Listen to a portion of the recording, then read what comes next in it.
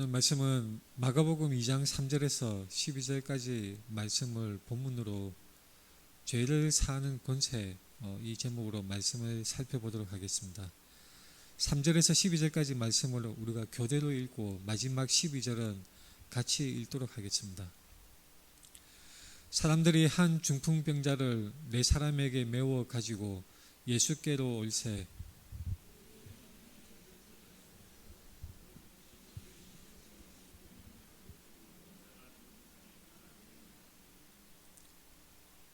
예수께서 그들의 믿음을 보시고 중풍병자에게 이르시되 작은 자야 내 죄 사함을 받았느니라 하시니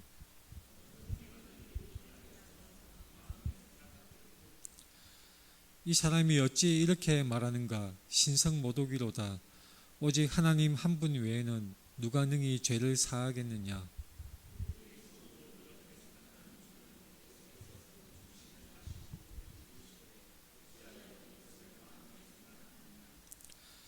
중풍병자에게 내 죄 사함을 받았느니라 하는 말과 일어나 내 상을 가지고 걸어가라 하는 말 중에서 어느 것이 쉽겠느냐.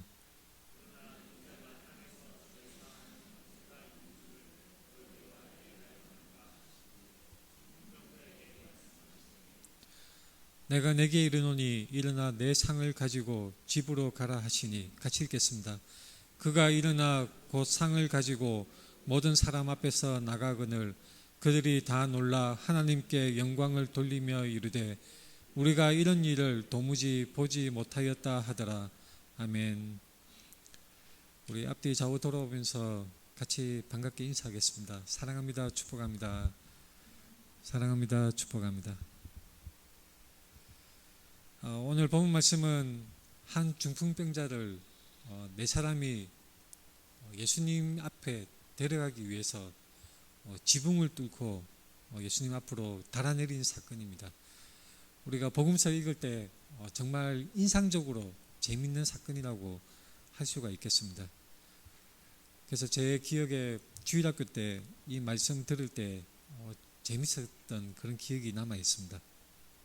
주일학교에서 많이 얘기하는 그 예수님의 사건들이 몇 가지가 있죠.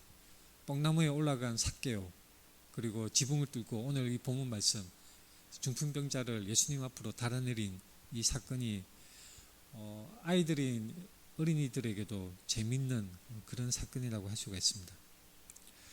근데 이 말씀은 오늘 본문 말씀의 이 사건은 단순히 병자를 치료한 그런 기적적인 사건으로 그냥 치부해버릴 그런 일이 아닙니다. 굉장히 의미가 있고 중요한 사건이라고 할 수가 있습니다. 그래서 마가복음 2장 오늘 본문 말씀뿐만 아니라 마태복음 9장과 누가복음 5장에도 똑같은 사건이 기록이 되어져 있습니다. 이 당시에 유대 사람들이 살던 집이 어떤 구조였을까요? 우리가 본문을 이해하기 위해서는 이 집 구조를 알 필요가 있습니다. 유대 사람들 아주 높은 지위의 사람들을 제외하고 일반 서민들이 살던 집, 그런 집은 어떤 집이었을까요? 보통 먼저 벽을 쌓습니다. 돌로 벽을 쌓고 천정은 어떻게 하느냐면 나무로 굵은 나무로 가로지릅니다. 그리고 그보다 약간 얇은 나무로 빗장 치듯이 그렇게 가로지르고 거기에 나뭇가지를 덮고 흙을 바르게 되는 것입니다. 그리고 풀로 덮고 다시 또 흙을 덮고 풀을 덮어서 그걸 여러 번 반복해서 대략 3, 40cm 정도 두께의 그 지붕을 만든다고 합니다. 왜 이렇게 만들었을까요? 아마도 서민들에게 쉽게 구할 수 있는 그 재질로 이 집을 만들었을 것 같습니다.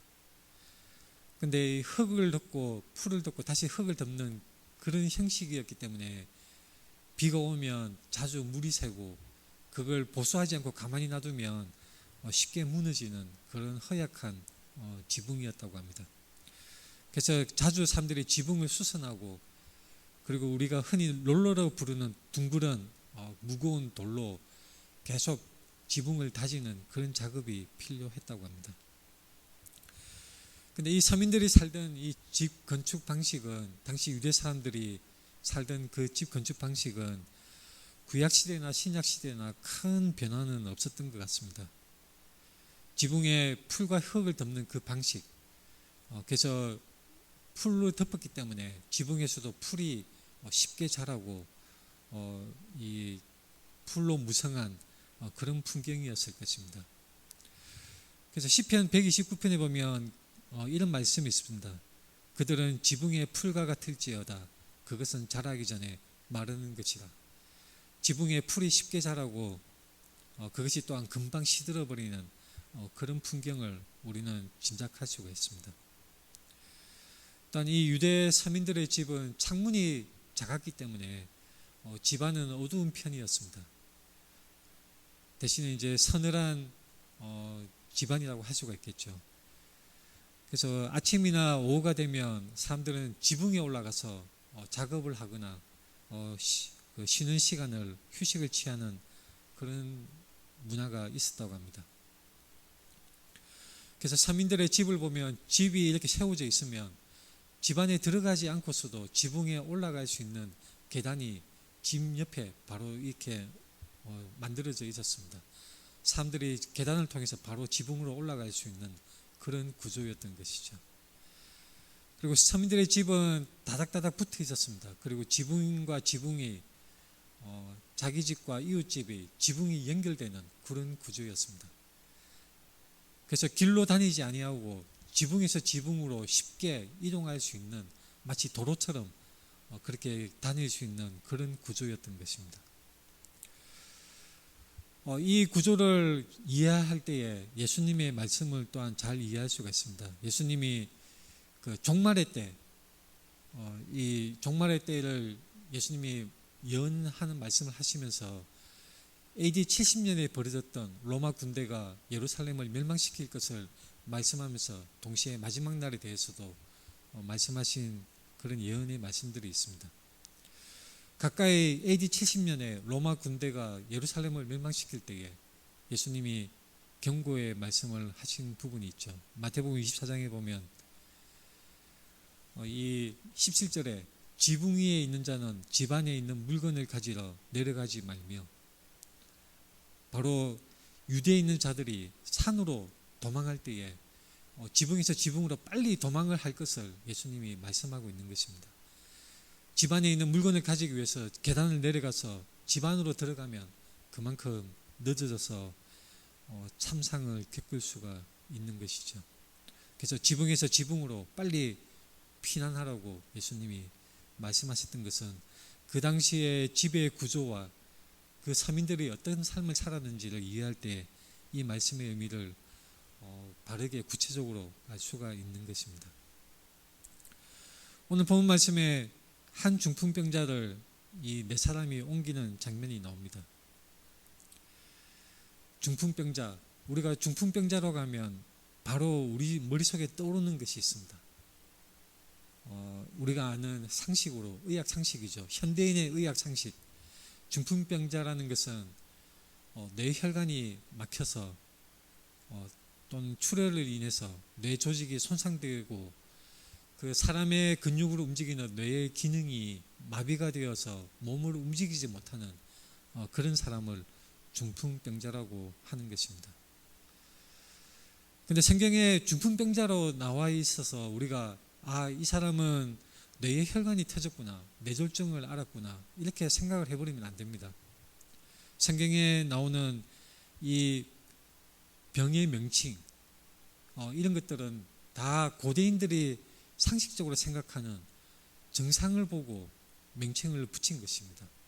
말하자면 중풍병자가 우리말로 번역이 되어 있지만 정확한 의미는 바로 마비된 환자입니다. 그래서 폭넓게 그 원인이 있을 수가 있는 것이죠. 예를 들면 우리가 아는 대로 뇌졸중으로 인해서 뇌의 기능이 마비되어서 중풍으로 몸을 움직이지 못할 수도 있고, 그리고 뇌 손상으로 전쟁이나 어떤 사고로 인해서 뇌를 다쳐서 움직이지 못하는 사람일 수도 있습니다. 또는 기생충에 의해서 뇌의 기능이 마비됐을 수도 있습니다.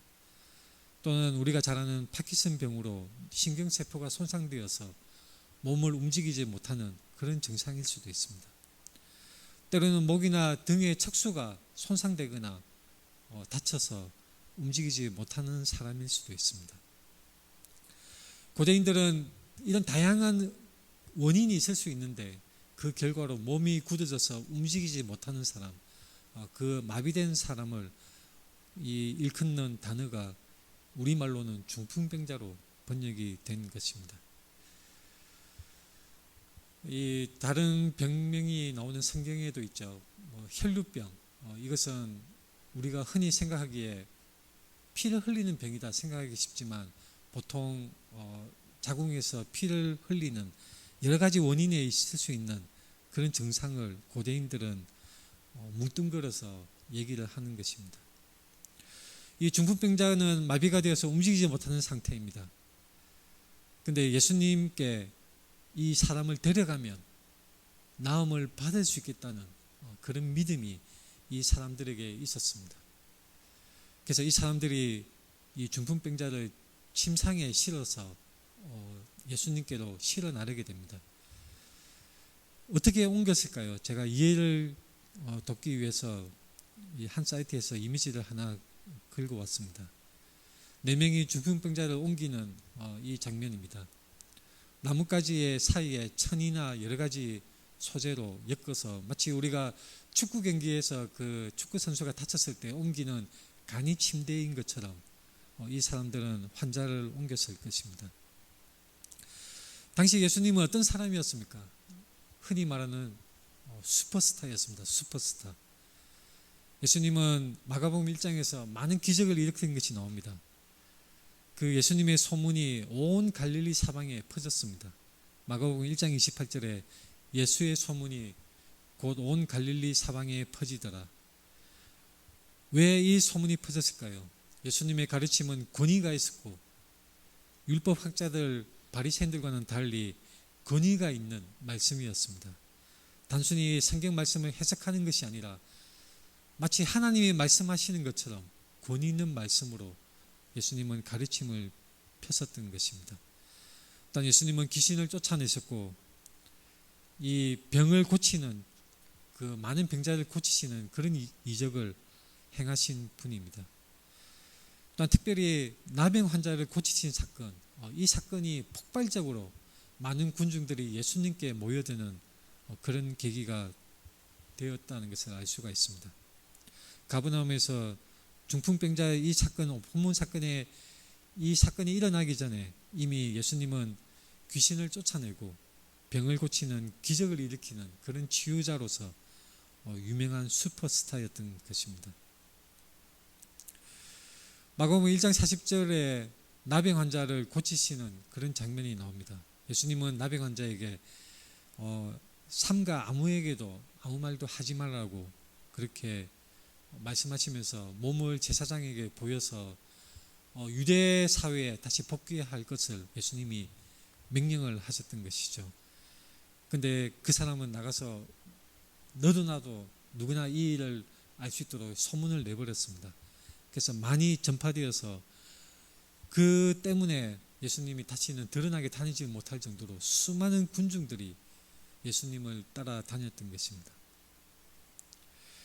그래서 오늘 본 말씀 2장의 그 직전 구절을 보면 수일 후에 예수님이 가버나움에 들어가실 때에 그 집에 계시다는 소문이 퍼졌습니다. 당연히 수많은 군중들이 몰려들었겠죠. 문 앞에도 꽉 차 있고 집 주변에도 많은 군중들이 몰려 있고 집 안에도 사람들이 가득 찼을 것입니다. 그런데 이 찬 중풍병자 이 사람을 예수님을 만나기만 하면 예수님 앞에 데려가면 치유함을 받을 수 있을 것인데 이 네 사람은 그렇게 생각을 했던 것 같습니다. 실행에 옮겼습니다. 예수님을 만나게 해야겠다. 이 네 사람과 이 중풍병자는 어떤 관계인지는 정확하게 나와 있지 않습니다.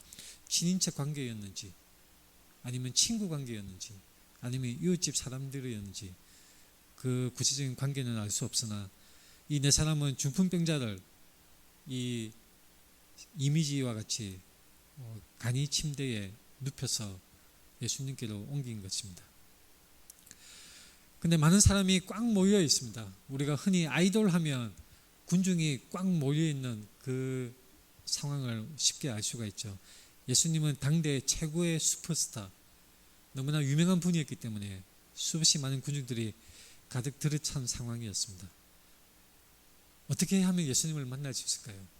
방법이 보이지 않는 것입니다. 그래서 이 사람들은 집 옆에 그 계단을 통해서 지붕으로 올라갑니다. 지붕으로 올라가서 지붕을 뜯어내기 시작하는 것입니다. 지붕은 흙과 풀로 그리고 나무로 이렇게 층층이 만들어져 있었기 때문에 이 네 사람이 힘을 합쳐서 구멍을 뚫기 시작했습니다. 예수님은 당시에 뭘 하고 있었을까요? 집안에서 말씀을 가르치고 계셨습니다. 여러분 생각해 보십시오. 말씀을 예수님이 가르치실 때 사람들은 귀를 쫑긋 세우고 예수님의 말씀을 듣고 있는 중에 지붕에서 소리가 나면서 막 흙과 나뭇가지들이 땅에 떨어지기 시작하는 것입니다. 집안으로 쏟아지기 시작하는 것입니다. 얼마나 당황스러운 상황입니까? 예수님이 말씀을 가르치실 때 지붕을 뜯기 시작했을 그 뜯는 도중에 이 나뭇가지와 흙들이 집안으로 마구 떨어지는 그런 소동이 벌어졌던 것입니다.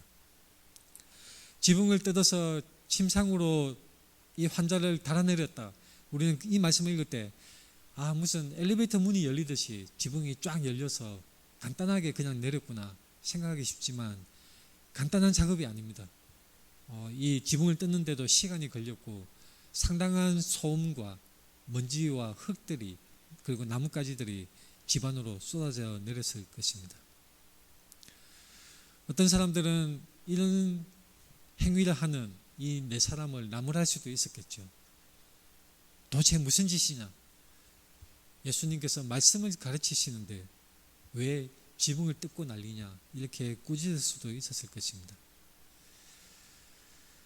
이 사람들은 결국 지붕을 열고 침상으로 이 환자를 달아내렸습니다. 예수님이 말씀을 가르치시다가 중단이 되고 이 사람이 지붕에서부터 예수님 앞으로 달아져 내리는 것입니다. 아주 소란스러운 상황이었을 것입니다. 예수님이 나무랄 수도 있었지만 그리고 나중에 이 가르침을 끝내고 나중에 보자 이렇게 할 수도 있었지만 예수님은 오히려 바로 중풍병자에게 말씀을 하십니다. 뭐라고 하십니까?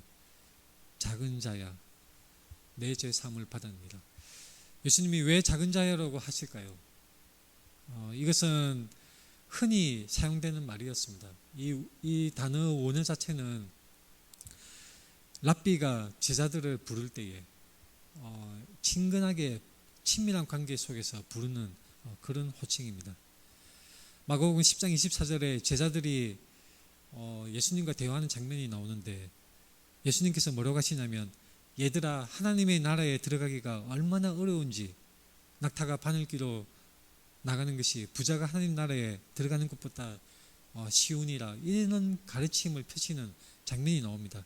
그때 예수님이 제자들을 부를 때에 얘들아 하시는 그 말씀 그 단어가 얘들아 그 단어가 바로 이 본문의 작은 자야하고 똑같은 단어입니다. 얘야 우리말로 쉽게 이해하자면 얘야 하고 부르는 것입니다. 랍비가 제자를 부르듯이 친밀한 관계를 표현하면서 중풍병자에게 얘야 내 죄 사함을 받았느니라. 내 죄 사함을 받았느니라. 근데 어떻게 보면 뜬금없는 말씀이죠. 사람들은 죄를 사함을 받는 그것이 아니라 중풍병자의 병이 낫는 것에 온통 관심이 쏠려져 있습니다. 주위에 둘러싼 사람들도 그것을 기대했을 것입니다. 예수님이 그 유명한 예수님이 이제 기적을 일으키시는가 보다.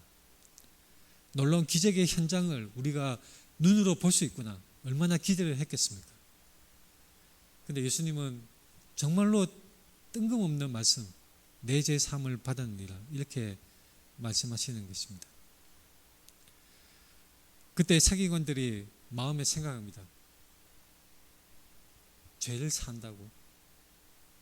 죄를 사하다니 어떻게 그런 말을 할 수가 있을까? 왜냐하면 서기관들은 율법에 정통한 구약 성경에 정통한 학자들입니다. 이 사람들이 알기는 정확하게 알았습니다. 죄를 사하시는 것은 오직 하나님만이 하실 수 있다는 것을 분명히 알고 있었기 때문입니다. 사람들은 이 네 사람은 중풍병자를 예수님께 데려오면서 이 병이 낫게 하기를 기대했지만 예수님은 죄를 거론을 하셨습니다. 죄와 질병이 어떤 상관이 있을까요? 어떤 상관이 있을까요? 출애굽기 15장에 보면 이런 말씀이 있습니다. 이르시되 너희 하나님 나 여호와의 말을 들어 순종하고 내가 보기에 의를 행하며 내 계명에 귀를 기울이며 내 모든 규례를 지키면 내가 애굽 사람에게 내린 모든 질병 중 하나도 너희에게 내리지 아니하리니 나는 너희를 치료하는 여호와임이라. 나는 너희를 치료하는 여호와임이라. 여호와 라파, 치료하시는 하나님이라는 것을 말씀하고 있습니다. 이 구절을 보면 죄와 병이 관련되어 있는 것을 알 수가 있는 것이죠. 그러나 모든 질병이 항상 죄와 관련될까요? 그렇지 않습니다. 죄와 관계없이 병이 들기도 합니다. 맹인을 두고 제자들이 이 맹인이 앞을 보지 못하는 것은 그 부모의 죄 때문입니까? 예수님께 질문을 했던 일이 있습니다. 예수님께서 아니라고 하시면서 하나님을 드러내기 위해서, 하나님의 일을 나타내기 위해서 맹인이 되었다고 말씀하신 적이 있죠. 사도 바울도 마찬가지입니다. 그 육체의 가시, 그 질병을 위해서 3번이나 간절히 기도했지만 나음을 받지는 못하였습니다. 사도 바울이 겸손히 주의 사역을 행하기를 원하시는 하나님의 뜻 가운데 오히려 그것이 사도 바울이 가지고 있는 그 질병이 오히려 사도 바울에게는 유익하기 때문에 하나님께서 치유해 주시지는 않았던 것입니다. 욥이 알았던 병도 마찬가지입니다. 의인 욥이 하나님을 온전히 섬겼지만 하나님의 뜻을 나타내기 위해서 욥에게 병이 찾아왔습니다. 또한 선지자 엘리사는 어떻습니까? 선지자 엘리사도 그렇게 하나님의 놀라운 능력을 발휘하고 하나님의 사역을 하는 놀라운 하나님의 사람 선지자였지만 엘리사가 어떻게 죽었습니까? 병이 들어서 죽었던 것입니다. 그래서 우리는 모든 질병이 다 죄 때문이라고 말을 하면 안 됩니다. 그러나 어떤 병은 죄의 결과일 수 있습니다.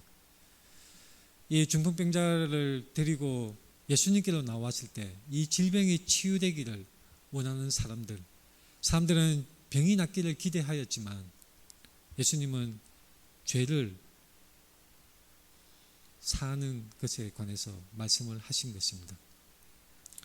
본문 2장 7절에 이렇게 서기관이 말하는 것이, 그 속으로 생각하는 것이 있습니다. 이 사람이 어찌 이렇게 말하는가? 신성모독이로다. 오직 하나님 한 분 외에는 누가 능히 죄를 사하겠느냐? 오직 하나님 한 분 외에는 누가 능히 죄를 사하겠느냐? 그들이 속으로 이렇게 생각한 줄을 예수님께서 아시고 이제 어찌하여 이것을 마음에 생각하느냐? 그리고 예수님의 말씀이 이제 중요한 말씀이 있습니다. 2장 9절에 중풍병자에게 내 죄 사함을 받았느니라 하는 말과 일어나 내 상을 가지고 걸어가라 하는 말 중에서 어느 것이 쉽겠느냐? 제가 주일학교 교사할 때 이 질문을 아이들에게 해보면 아이들도 어려워합니다. 어느 것이 쉽지? 제 사함을 받았느니라 하는 말과 일어나 내 상을 가지고 걸어가라 하는 말 중에서 어느 것이 쉽겠느냐? 주일학교 아이들은 혼동을 일으키고 어느 게 더 어렵고 쉬운지를 잘 판별하기 어려워합니다. 자, 우리는 구별할 것이 있습니다. 죄를 사하여 주는 것과 병을 치유하는 것, 이것은 어느 것이 어렵습니까? 당연히 죄를 사하여 주는 것이 훨씬 어렵습니다. 왜냐하면 죄를 사하여 주는 것은 오직 하나님만이 하실 수 있는 하나님의 권능에 속하는 것입니다. 이 일 자체는 죄를 사하여 주시는 것이 너무나도 어렵고 하나님께만 속한 일입니다. 병을 치유하는 것은 의사도 할 수 있고 할 수가 있겠죠. 자, 난이도 면에서 죄를 사하여 주는 것이 훨씬 비교할 수 없을 만큼 오직 하나님만이 하실 수 있는 그런 일입니다. 근데 오늘 본문 말씀에 예수님의 질문은 이것이 아니죠. 살짝 다릅니다. 예수님의 질문을 가만히 세밀하게 살펴보아야 합니다. 예수님의 질문은 중풍병자에게 내 죄 사함을 받았느니라, 아니면 일어나 내 상을 가지고 걸어가라 하는 말 중에서 어느 것이 쉽겠느냐. 자, 이 두 가지 일 중에서는 당연히 죄를 사해 주는 것이 하나님께 속한 일이고 비교하셨을 만큼 어렵지만, 말을 하는 것은 어떻습니까? 말을 하는 것. 자, 그 상황에서, 그 현장에서 중풍병자가 앞에 있습니다. 내 죄 사함을 받았느니라 말을 하는 것과 일어나 내 상을 가지고 걸어가라 말을 하는 것, 둘 중에 어느 것이 쉽습니까? 말을 하는 것은 당연히 죄 사함을 받았느니라고 말하는 것이 쉽죠. 왜냐하면 내 죄 사함을 받았다, 네가 용서를 받았다 말을 해버려도 그 진위가 확인이 되지 않습니다. 그러나 중풍병자에게 일어나 내 상을 가지고 걸어가라 이렇게 말을 했을 때 그 결과는 즉각적으로 나타나야 하는 것이죠. 일어나 내 상을 가지고 걸어가라고 했을 때 중풍병자가 여전히 마비된 상태로 꼼짝도 못한다면 그 사람의 말은 거짓이 되고 그 사람을 믿을 수 없는 것으로 판명이 되고 마는 것입니다. 그래서 예수님의 질문이 이것입니다. 하는 말 중에서 어느 것이 쉽겠느냐? 당연히 내 죄 사함을 받았느니라 말을 하는 것은 더 쉬운 것이죠. 그토록 나타나는 변화의 결과가 없기 때문에. 그런데 예수님이 왜 이렇게 물으셨을까요? 예수님의 의도는 무엇입니까? 바로 예수님의 주장하시는 것, 자신에게 죄를 사는 권세가 있다는 것이 참이라는 것을 드러내기 위해서 예수님이 이 질문을 던지신 것입니다. 왜냐하면 신명기 18장에 이런 말씀이 있습니다. 내가 마음속으로 이르기를 그 말이 여호와께서 이르신 말씀인지 우리가 어떻게 알리요?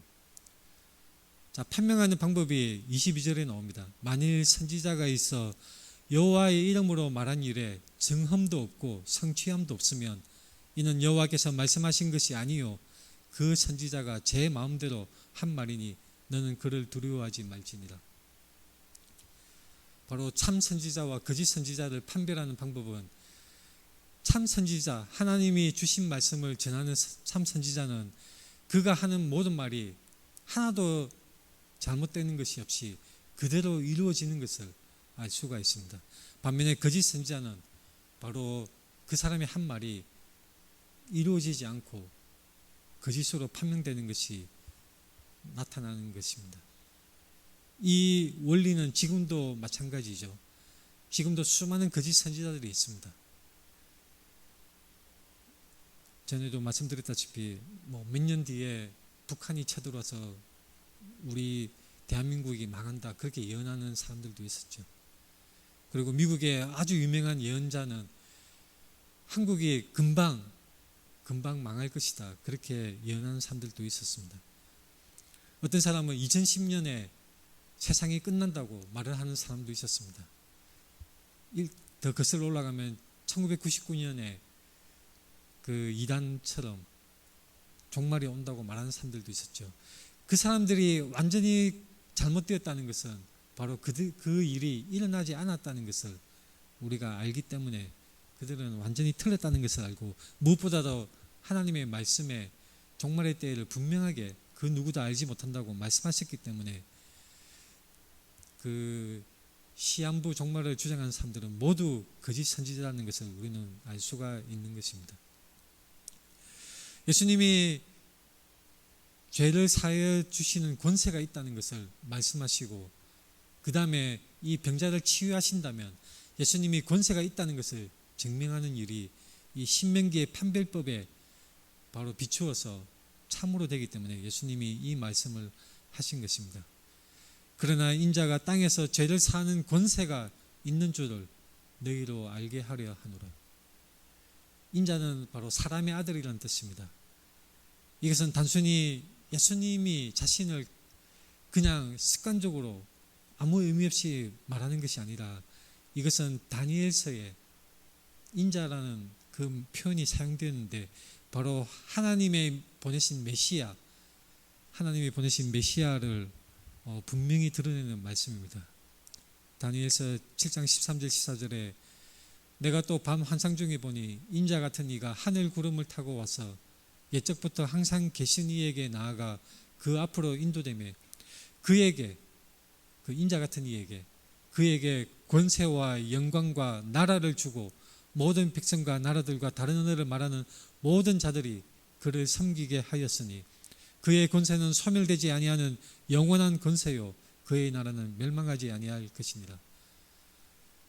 예수님이 태어나시기 훨씬 이른 시기에 다니엘이 기록한 다니엘서 구약 말씀에 이 말씀이 있습니다. 그래서 예수님은 자신을 인자라고 칭하는 것입니다. 우리가 사람의 아들이라고 말하면 그런가 보다 당연한 말이죠. 그러나 하나님이신, 하나님의 아들이신 예수 그리스도가 자신이 사람의 아들이라고 말씀하실 때에 특별한 의미가 있는 것입니다. 너무나 중요한 표현입니다. 세계관이 생각한 것이 이것입니다. 오직 하나님 한 분에는 누가 능히 죄를 사하겠느냐. 오직 하나님만이 죄를 사하실 수 있습니다. 제3의 권세가 누구에게 있습니까? 오직 하나님께만 있습니다. 사람이 죄를 지으면 하나님만이 죄를 용서하실 수가 있는 것입니다. 서기관은 왜 하나님만이 죄를 용서하실 수 있다고 생각했을까요? 구약에 숱한 배경이 있습니다만 이사야 말씀에 나는 나를 위하여 내 허물을 도말하는 자니 내 죄를 기억하지 아니하리라. 하나님이 말씀하시는 것입니다. 오직 하나님만이 우리의 죄악을 사하실 수 있는 권세가 있는 것입니다. 예수님이 이 말씀을 하시는 것은 너무 중요합니다. 그러나 인자가 땅에서 죄를 사는 권세가 있는 줄을 너희로 알게 하려 하노라. 인자이신 사람의 아들이신 예수 그리스도가 땅에서 죄를 사는 권세가 있다는 것. 여기서 땅에서라는 것은 무슨 뜻일까요? 누가복음 5장 24절에서도 땅에서라는 표현이 똑같이 나옵니다. 그런데 마태복음 9장 6절에서는 이 땅에서라는 의미를 풀어서 말씀하고 있죠. 세상에서, 바로 우리가 살아가는 이 세상에서 예수 그리스도가 죄를 사는 권세가 있다는 것을 말씀하고 있는 것입니다. 병고침의 기적은, 중풍병자를 일으키는 이 기적의 사건은 단순히 병을 낫게 하는 것으로 끝나는 것이 아니라 그것이 하는 역할, 바로 선명하게 예수 그리스도가 죄를 사는 권세가 있다는 것을 드러내는 증거로서 사용이 되는 것입니다. 죄를 사는 권세, 죄를 사는 권세, 예수님에게 이것이 있다는 것을 나타내는 분명한 역할을 하고 있습니다. 지붕을 뚫고 환자를 예수님께 내린 이 사건이 너무나 중요한 것은 이 사건의 중심 주제가 무엇입니까? 물론 내 사람의 믿음을 칭찬할 수가 있습니다. 정말 훌륭하지. 내 사람이 중풍병자를 데리고 예수님께로 나아가는 그 믿음 정말 훌륭한 거야. 우리가 본받을 믿음이야. 이렇게 생각할 수도 있습니다. 중요할 수도 있습니다. 그러나 이 사건의 핵심 주제, 그리고 성경 본문이 강조하고자 하는 바는 중풍병자를 일으킨 기적이 아니라, 그리고 중풍병자를 데려온 내 사람의 믿음을 칭찬하기 위한 것이 아니라 바로 예수님께서 땅에서 죄를 사는 권세가 있는 줄을 우리로 하여금 알게 하는 것입니다. 땅에서 죄를 사는 권세가 있다는 것이 무엇을 의미합니까? 죄를 사는 권세는 하나님께만 있습니다. 그래서 땅에서 죄를 사는 권세가 있다는 것은 예수 그리스도는 하나님이시다. 이것을 드러내는 사건입니다. 이것이 오늘 본문에 가장 부각되는 주제이고, 우리가 이 성경 본문을 읽을 때 결코 놓쳐서는 안 되는 너무나 핵심적인 가장 강조되어야 할 내용입니다. 예수 그리스도는 하나님이십니다. 예수님은 그냥 중풍병자를 고쳐주실 수도 있었죠. 그러나 예수님은 의도적으로 죄 사는 권세가 인자에게 있다는 것을 너희로 알게 하리라. 바로 논쟁을 던지시는 것입니다. 질문을 던지셨습니다. 보이는 기적을 행하시기 전에, 치료하시는 그 기적을 행하시기 전에 죄를 사는 권세를 가진 자가 바로 나다라고 예수님이 말씀하시는 것입니다. 이 사건의 본질은 기적이 아닙니다. 핵심은 바로 예수님이 하나님의 권능을 가지셨다, 하나님의 권세를 가지셨다는 것입니다.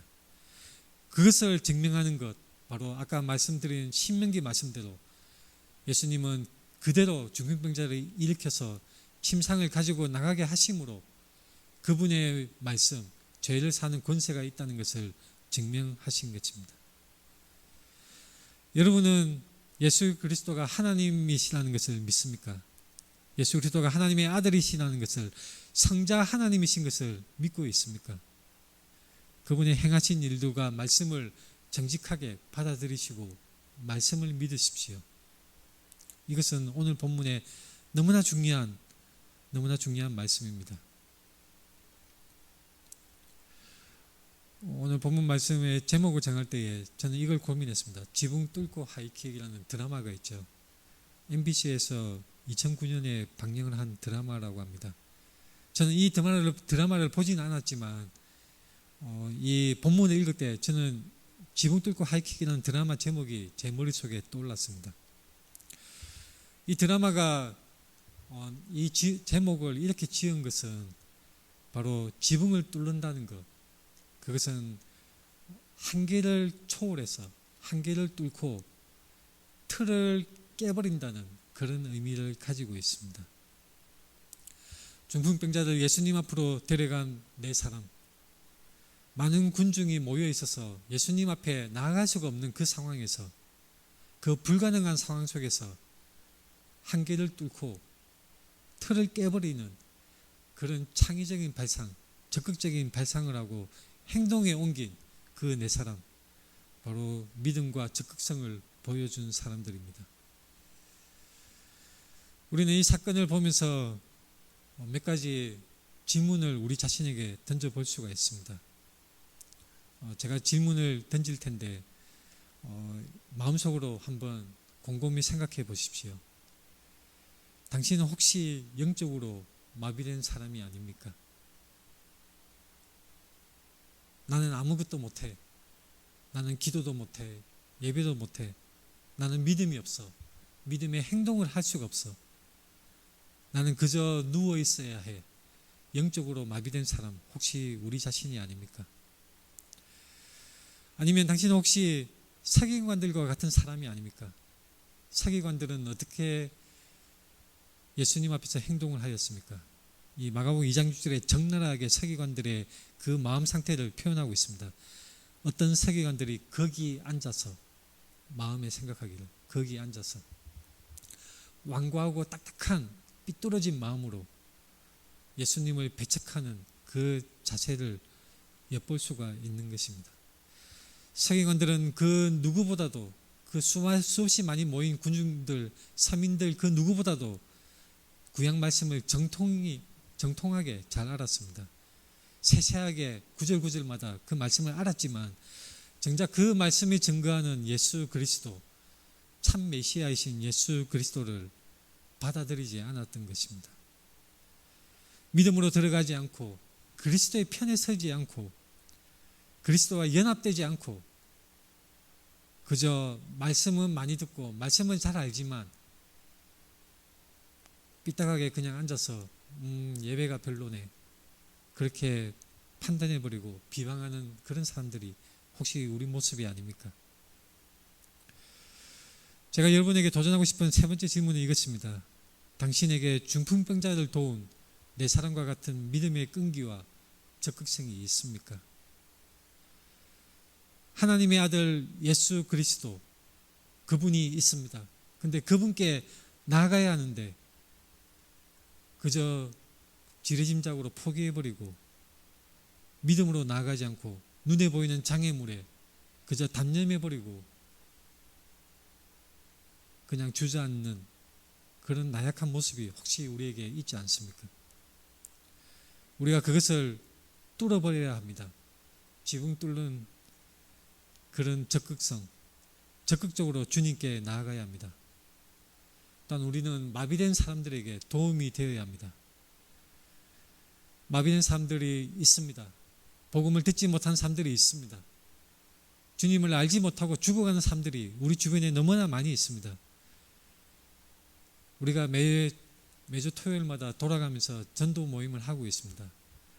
우리 주변에 우리 이웃들에게, 마비된 사람들에게 우리가 적극적으로 이 복음의 말씀, 마치 중풍병자를 침상에 누워서 예수님께로 데려가는 그 네 사람의 간절하고 적극적인 그 자세, 그것이 우리에게 필요한 것입니다. 전도자로서 우리가 헌신해야 합니다. 우리 주 예수 그리스도는 살아계신 하나님입니다. 그분은 진정 하나님의 아들이십니다. 그분께 나아갈 때에 문제가 해결될 수 있습니다. 여러분 인생의 문제, 죄의 문제가 해결될 수 있습니다. 그리스도 앞에 믿음으로 나아가야 하는 것입니다. 또한 우리 자신뿐만 아니라 우리 주변에 마비된 사람들, 죽어가는 사람들, 멸망을 향해서 치닫고 있는 이 불쌍한 사람들을 그리스도 앞으로 우리가 데려가야 될 그 기회가 우리에게 주어져 있는 것입니다. 같이 기도하겠습니다.